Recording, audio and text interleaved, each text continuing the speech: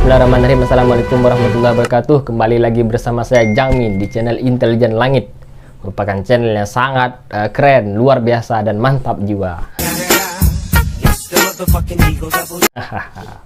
Baiklah, pada kesempatan yang berbahagia ini kita akan sedikit berbicara tentang sentralisasi kewenangan perizinan usaha mineral dan batu bara. Ini merupakan sebuah tema yang sangat seksi untuk dibahas. Oke. Pengelolaan sumber daya alam dengan baik merupakan salah satu sarana mencapai kesejahteraan masyarakat.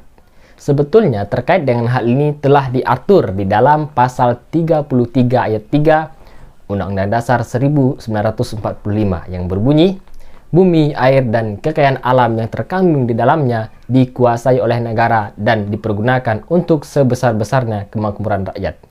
Nah, juga disebutkan di dalam beberapa undang lainnya. Ada yang lupa kan? Pada dasarnya, konstitusi kita telah mengakomodir konsep desentralisasi dan otonomi daerah, seperti yang tertuang pada pasal 18 ayat 2 Undang-Undang Dasar 1945. Hal ini dimaksudkan bukan hanya sekedar mengalihkan kewenangan dari pemerintah pusat ke pemerintah daerah, namun tujuan sebenarnya agar masyarakat di daerah yang sangat beragam dapat menentukan nasibnya sendiri melalui pemerintah daerah. Argumen yang dibangun dalam naskah akademik Undang-Undang Minerba yang baru diantaranya banyaknya kendala yang timbul akibat pemberian kewenangan kepada pemerintah daerah. Hingga akhir 2014, dari sekitar 8.000 IUP yang dikeluarkan oleh pemerintah daerah, lebih dari separuhnya bermasalah atau belum clean and clear, CNC. Hal inilah yang menjadi dasar bagi pemerintah pusat untuk berupaya mengatur kembali pengaturan urusan kewenangan bidang minerba dengan memperbaiki mekanisme pemberian perizinan serta pengaturan yang jelas sebagai dasar hukum terhadap proses CNC. Lalu apakah kebijakan yang diambil pemerintah ini efektif dan pro terhadap rakyat? Oke, inilah yang akan kita bahas beberapa menit ke depan. Jangan di skip, kita sama tahu bahwa struktur negara yang paling dekat dengan rakyat adalah pemerintah daerah. Dan bersamanya lah rakyat bisa berkembang dan mengembangkan potensi yang dimiliki daerah. Artinya, mengurangi peran pemerintah daerah di bidang pertambangan sama halnya tidak memberikan kesempatan kepada daerah untuk mengembangkan potensi sumber daya alam. Oleh sebab itu, pengalihan perizinan atau sentralisasi ini bukanlah kebijakan yang tepat atau produk hukum yang diharapkan oleh rakyat. Justru menyengseng-sarakan rakyat. Saya ulangi lagi. Justru menyengseng-sarakan rakyat.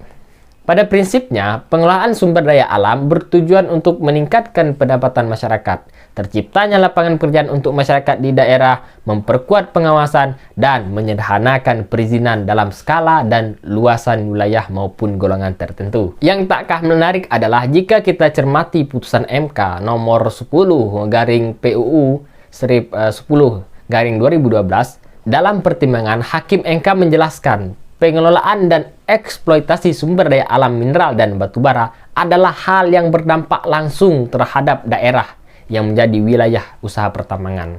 Baik itu dampak lingkungan yang berpengaruh pada kualitas sumber daya alam maupun dampak ekonomi dalam rangka kesejahteraan masyarakat di daerah. Artinya, urusan pemerintah di bidang pertambangan mineral dan batu bara juga mengikut sertakan pemerintah daerah. Tidak hanya sampai di situ, ternyata bukan hanya masalah perizinan yang dihilangkan, tetapi semua bentuk pengawasan merupakan kewenangan menteri sesuai pasal 40 Undang-Undang Minerba. Dan yang menarik lagi adalah tidak adanya ruang pendelegasian kewenangan terhadap pengawasan seperti perizinan kepada pemerintah daerah. Tentu hal ini memberikan beban yang besar yang ditanggung kepada pemerintah pusat.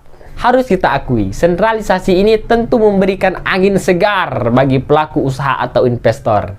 Karena aturan mengenai pertambangan mineral dan batu bara menjadi lebih fleksibel. Namun di sisi lain, rakyat di daerah pertambanganlah yang menanggung kerugian. Sebut saja seperti buruknya kualitas tanah, air, udara yang disebabkan dari limbah yang tidak dikelola dengan baik. Sehingga banyak warga terjangkit penyakit. Rusaknya fasilitas penunjang seperti jalan raya, belum lagi lubang-lubang bekas pertambangan yang makan korban jiwa, sampai bencana alam seperti pergeseran tanah, longsor, hingga banjir. Kebijakan yang memudahkan pelaku usaha ini menjadi momok yang menakutkan. Karena sekali lagi, kebijakan seperti ini dapat menyebabkan makin banyaknya kerusakan lingkungan yang ditimbulkan akibat aktivitas usaha pertambangan. Walaupun memang daerah diberikan sekian persen dari hasil pertambangan, hal ini tidak sebanding dengan besarnya risiko kerusakan, baik lingkungan sosial maupun ekonomi yang akan dialami pasca tambang. Karena tidak ada jaminan bahwa perusahaan sebagai pelaku usaha akan menata kembali kondisi alam seperti semula. Tidak ada jaminan. Oleh karena itu, saya mengharap dengan sangat kepada pemerintah dan DPR untuk meninjau dan menimbang kembali kebijakan sentralisasi ini. Sebab selain dari banyaknya penolakan dari kaum intelektual, para guru besar, mahasiswa, dan masyarakat yang terdampak langsung, sentralisasi ini juga akan merugikan negara secara luas dan masif. Demi menjaga ekosistem, lingkungan hidup flora dan fauna, kebijakan sentralisasi ini harus dibatalkan.